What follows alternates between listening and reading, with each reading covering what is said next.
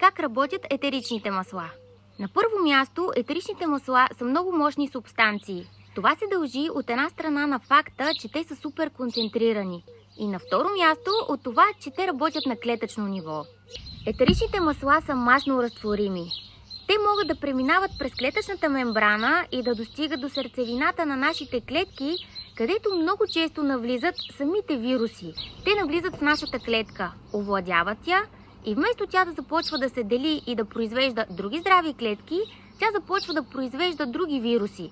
Така че идеята да ползваме етеричните масла при такива състояния е да помогнем на тялото в естествената борба срещу тях. По отношение на бактериите, те обичат да се прикрепят към клетките и да образуват една слузеста обвивка около тях.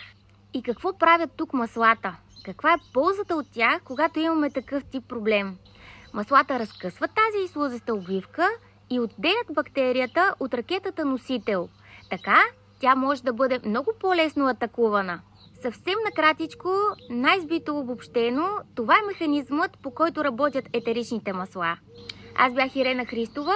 Ако имате допълнителни въпроси, не се колебайте да ги зададете и ме последвайте за още полезна информация от света на ароматерапията.